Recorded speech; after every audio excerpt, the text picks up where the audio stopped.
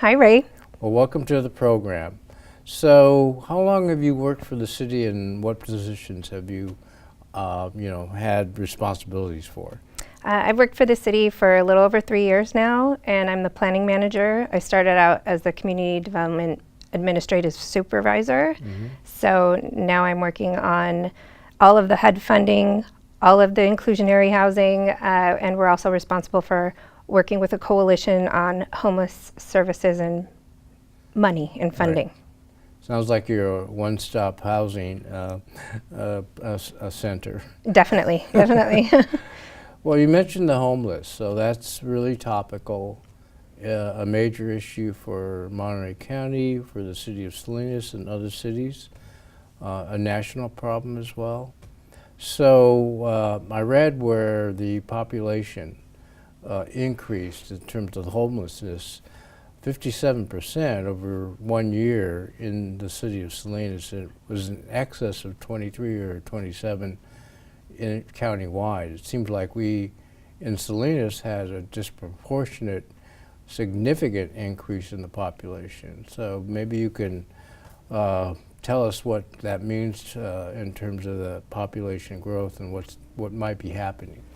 Yes, that was alarming information that the population increased so much, and it really makes us take a look at what are we doing that's not working, and how do we look to other communities where things are working. And luckily we're working on the Chinatown plan right now, the revitalization plan. And in that plan we've hired a consultant, Urban Initiatives, to assist us with taking a really hard look at our funding, which is primarily emergency solutions grants that go toward funding for homeless services, and reprogramming it. How do we make things better so we stop the increase and start ending homelessness? That really is the goal. That's what HUD wants us to do. So we are working with Urban Initiatives, taking a hard look at all of the funding sources, taking a look at programming, what nonprofits we work with and their core services, and how do we ensure that there are results and outcomes of housing in the end. And it takes a lot of coordination. It takes a lot of working with the Coalition of Homeless Service Providers, the county, and we've really been working hard with both the county and the coalition to ensure that our funding meets new HUD best practices. Right. You mentioned the county, and my understanding is at least the state designated the counties as the lead agencies for handling the homelessness, or at least for housing. Is that correct? Are they the lead agency from the state's perspective? That was initially the thought, that the state, they devolved all of their emergency solution grants funding administration down to the local level. And when they devolved that responsibility, they did ask the county, okay, typically the counties step up, typically the counties are in charge of this funding and administering the funding with different nonprofits and agencies that have services for homeless individuals. And then the city of Salinas is the only one who has administered that grant as a direct entitlement through HUD. And so they came to us and said, we started talking with the coalition, with the county, and saying, where does it make most sense? Who's the best one to administer this? Right. In the end, it turned out we took it on as a city, and I'm very glad we did, because we have an additional $500,000 plus coming in just from that grant, and it can be used all over the continuum of care, which is San Benito and Monterey County. And people do move. That's one thing we're seeing, that homelessness, they don't just stay in Salinas, and most of our homeless are actually from Salinas area or Monterey County. And so therefore, they want to stay home. There's a reason they're staying around here, but they might move around where the services are. So as we're implementing a new homeless shelter with the county, where we just agreed to do, work with them on the new homeless shelter, and there's a process there as well. Those types of activities are how we're working together, how we're going to use that funding. And then in addition, HUD, our direct entitlement funding, came in with an additional almost $300,000 this year. So we went from 2 years ago having $178,000 in ESG funding to now having over $1 million. Yeah. And that's fantastic, but it needs to be programmed well. Right. We need to make sure that we use that funding to the best of our ability to make a difference and to have those outcomes of getting people housed. Right. So those outcomes are specific. You mentioned HUD is being very directive about making sure those outcomes align with their national objectives. So what are some of those best practices that HUD's recommending and other cities and counties have adopted? And certainly it looks like they're making a difference in their communities in terms of those programs and activities that are classified as best practice. Mm-hmm. So can you give Definitely. us some examples of that? Sure. So we have really looked at Merced County. Mm-hmm. Merced County is working with their United Way and really implementing best practices. And those best practices typically start with housing navigation. And in our county, we have a very difficult situation with finding housing Right. because we have low inventory. We have landlords who can get a lot more money than the vouchers we have available. That is one best practice. Another Right. best practice is rapid rehousing. Okay. So rather than the typical, let's put people somewhere for a few months, this transitional housing, Right. HUD is saying, no, we don't want transitional housing anymore because that creates instability for a family. Right. If you're a family mom with kids, you've been homeless, okay, here's a place for 3 months. How do you get your kids to school every day? Mm-hmm. How do you move beyond even 3 months? Right. You need to make sure that people get permanently housed because once that family is in a housing unit, they can start becoming more stable. Right. They can start their lives again. Mm-hmm. And there's a housing first approach to that. So say that mom is an alcoholic. She needs to get into housing. It Right. doesn't matter because the stability that she needs is going to come with having a home to be in. And then she can start focusing on, okay, I need to improve myself. Right. I've got my family taken care of. I've got somewhere I can go every day. I can start thinking about what I need to do to Right. get better Right. and get a job or whatever services she needs. It seems common sense that Yeah. if you have shelter, you feel safe, you're probably going to be a little healthier than on the street in some encampment or trying to survive every minute. And then you can focus on the other issues that you may have personally. So I know the tradition has been, well, let's get them a few services. If they get through those services, we might give them housing if that's available. And then that takes for a long time because some people couldn't get through the services and they never got the housing. So they just end up back on the streets and there was no progress. And the result, it looks like, maybe that's one of the impacts and what's going on now is that we are not providing those critical kinds of services and programs that result in housing, actually getting people off the street into a safe place so then they can focus on what other needs, whether mental health or economic or social issues that they need to address to become productive, right, citizens of the community. Right. So what you mentioned the temporary shelter. That's something the city and the county have worked on. What's going to be different about this temporary shelter than maybe previous shelters that the city and county have worked on? I think they used to call them warming shelters. Yeah, so the short-term goal right now is to have a warming shelter for this coming winter. And it's taken a lot of work both with the county and the city to get where we are now. And we're in a good spot. We finally agree, okay, here's what we can do for the short term. And this short term, we're all starting to have this awareness that, in order to have a shelter function, we're going to bring homeless from all over the county. I get calls all the time. Where can I go? Do you have a shelter? You know, they may be in Monterey, they may be in Seaside. They'll come because we have a shelter, which is a good thing, because then they'll meet people. They'll get that peer interaction, which is one of the best practices, is to make sure that you're doing that outreach to people so that they feel comfortable enough. Okay, I have a place to go at night. Right. Maybe I'm afraid. Maybe you feel you can't get to that place. So that is definitely one of the best practices, that outreach. I believe this shelter is going to have more services, more of the best practices, that there's going to be services during the day. Elliot Robinson mentioned that to me yesterday, that they want to have services that people can start getting into. Number one, HMIS, which is the Homeless Management Information System that HUD requires us to keep information and data on our homeless population. And it's the purpose of that count. Sometimes people get a little nervous, like, oh, you're putting us Right. in a database, right?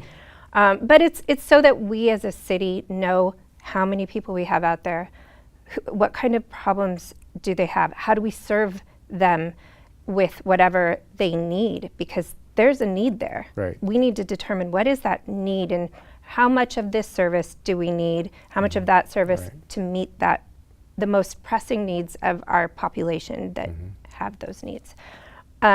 So there is going to be more street outreach. There's going to be services, really trying to get people into HMIS, which then gets them into this coordinated entry system that the county and the coalition have worked very hard to implement in the past year. I see. Right. And so once people are able to get into coordinated entry, they have a chance to get housed. Right. They didn't have a chance before.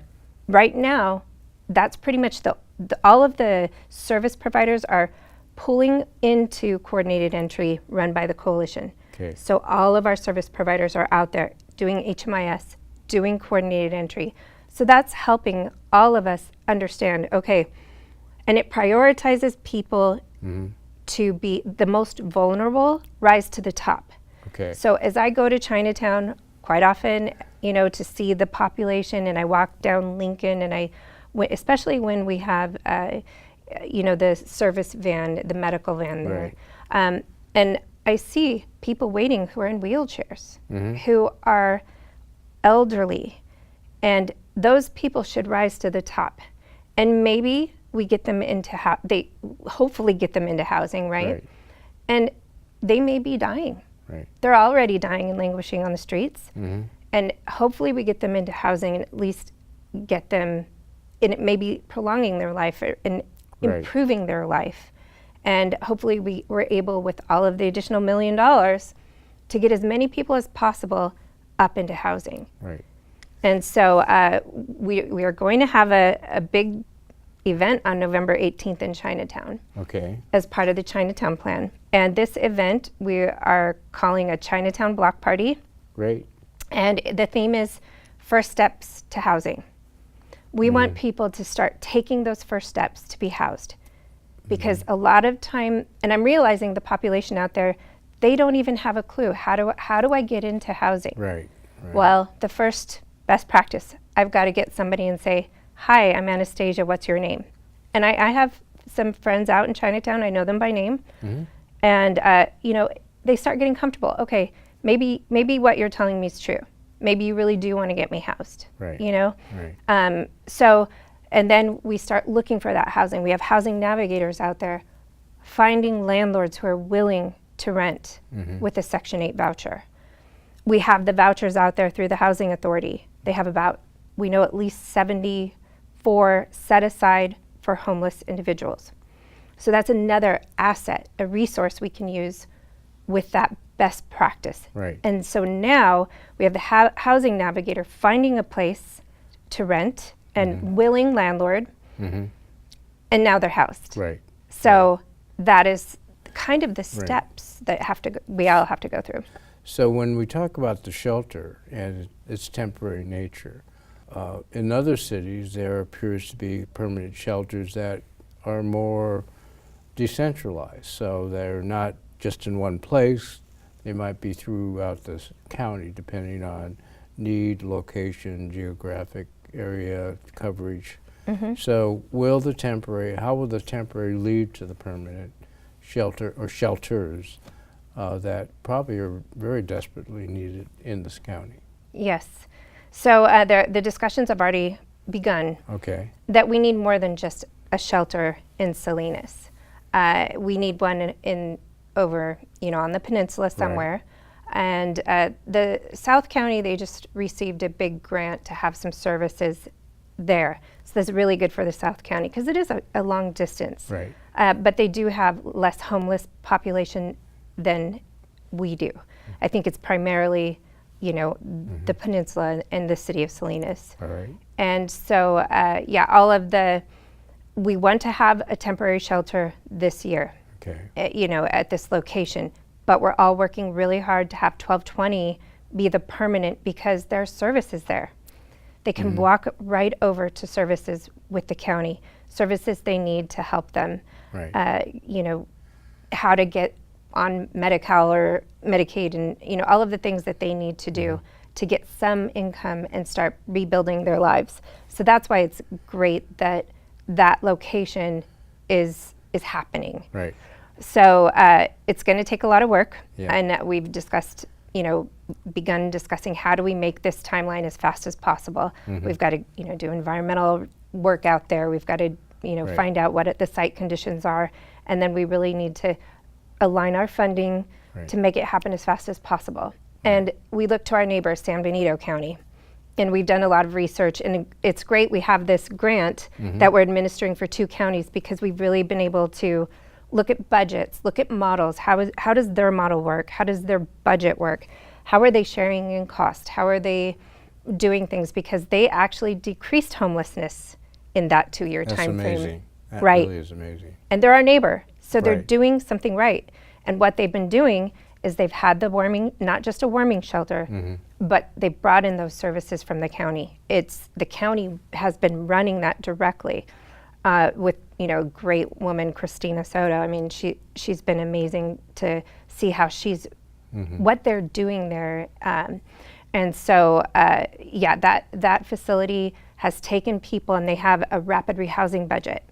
And we're providing $80,000 of funding just for the rapid rehousing, Right. but about 120 to do all those other best practices that are actually working. Right. People are being housed. They can show us the files. Look, here's who Right. we housed. We housed, this year maybe 20 people. That's okay, right? Yeah, It's a it's start. amazing. It's a Yeah, start. yeah. Funding is always an issue, particularly for housing. You mentioned how tight a market it is just to find a room to rent versus an apartment or something larger. So what are the prospects of building some facilities for housing, and particularly for the homeless, in and around Monterey County? The legislature looks like they may have come to an agreement with the governor on some additional housing resource. And I think there's the Lead Me Home and mental health funding that might be available to the county. So in the discussions, are there conversations about funding and potential housing projects that could happen?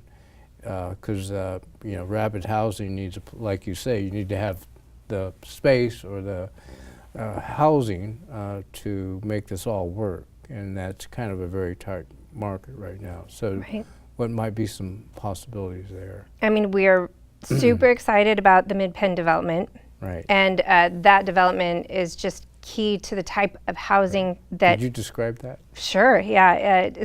So Mid-Penn is going to create a 90-unit development, and it's going to be SROs mostly, a couple of two Single bedrooms, room, yeah. single room occupancy, Right. a couple of bedrooms just for the managers, or 2 bedrooms for the management staff, and it's going to be right in Chinatown, which is on Soledad Street. So we're so thrilled that they're coming in.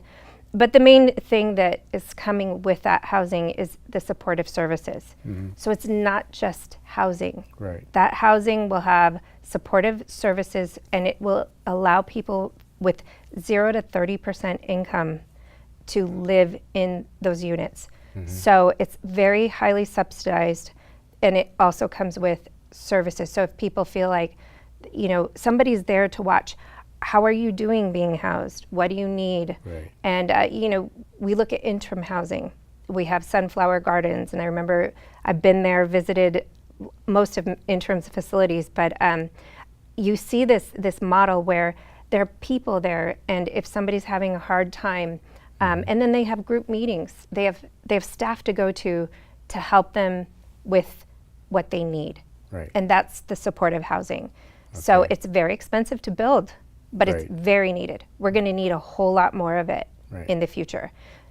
So there is a facility the city funds, which is called the Health Center, to address both, you know, the health part, which is, you know, having restrooms available, hopefully 24 hours at some day, and also showers and, you know, that health part of making sure that that's available to the public. And as I understand, the concept also included services in part of the building, where maybe the health clinic or people from behavioral health or other healthcare providers would, you know, make their assessments, interact with the homeless population. How's that going, and how will that tie into the Mid-Penn project? Okay. Yeah, the health center is a great resource. Right. You know, it provides bathrooms, it provides showers. It gets people interacting because that's a big part of it, right? That outreach, that Right. you're here, how you doing?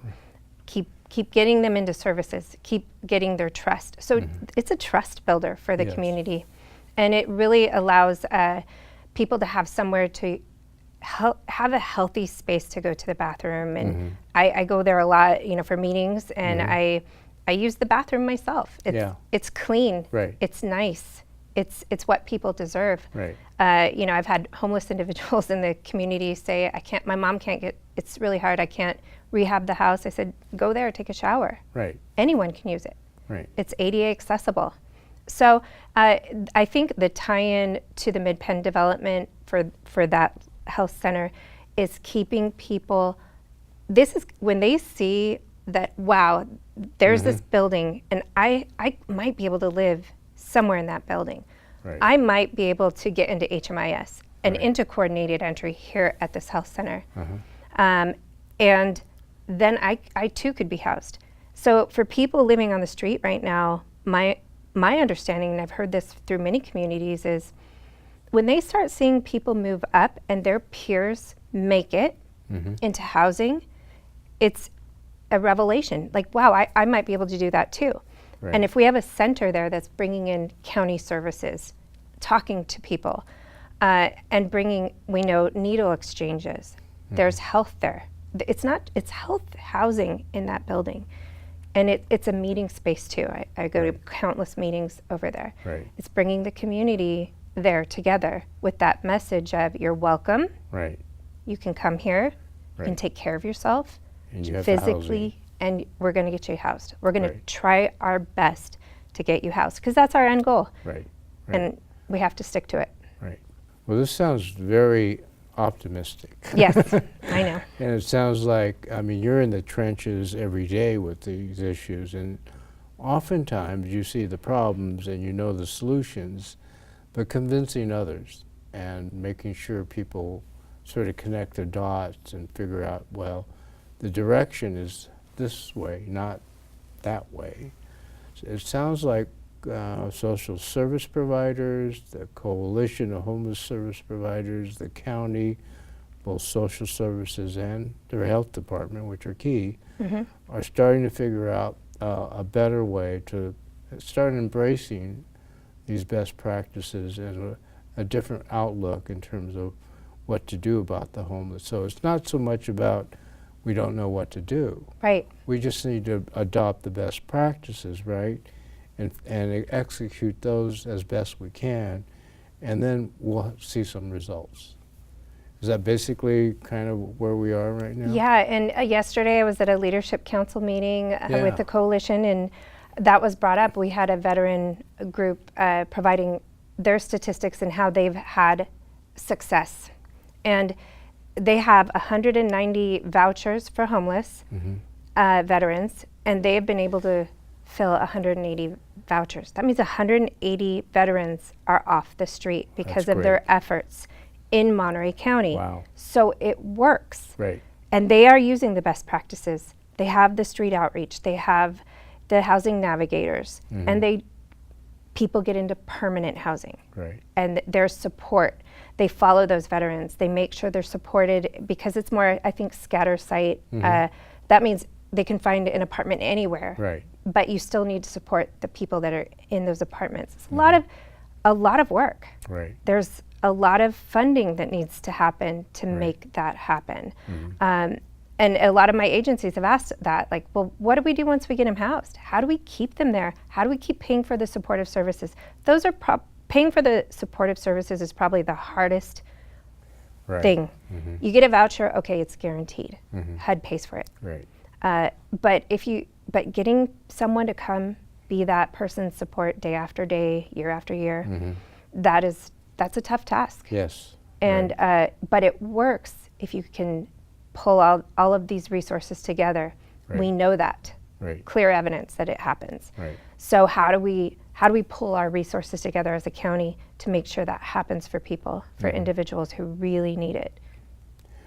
Is there any message, Anastasia, that our public should carry away in terms of what to expect about us really addressing the homeless issues? I think that we need support from the community. Mm-hmm. We need understanding. Right. I think sometimes everyone has a very strong opinion about homelessness. Right. I'm finding. Right. And so I appreciate everyone's opinion. You know, if I listen to a business owner and what they go through, trying to keep their business clean, Right. trying to run their business and stay where they are, no matter what the obstacles. I appreciate that viewpoint, and I listen to it and take it in, because none of this is easy for anyone. It's not easy for the person on the ground who doesn't know what to do or where to go. It's not easy for anyone in this community, and we're very impacted as a community. Right. And this is where, instead of tearing our community apart, we have a chance to say, how do we support each other? How do we look at our community with Right. all of these different factors and keep working to make it better?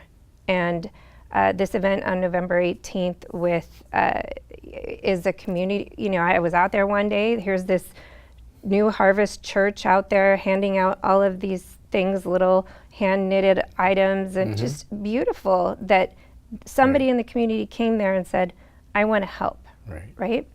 And the lady, Debbie Martin, she had been in Chinatown as a youth. She lived on the streets. And she said, I made it out, right? Right. I got housed. I have a husband, 3 kids, a beautiful life. Anyone on that street could have a beautiful life. Right. We Right. need to just help them get Right. there. So it's really a community-wide effort. So it'll be interesting to see in a few months. We'll have to have you back, see how things are moving along, probably after November. But we appreciate you being on the show, and thank you for all the good work you're doing about the homelessness. Thank you, Ray. I appreciate it. You're welcome. Thank you, Anastasia.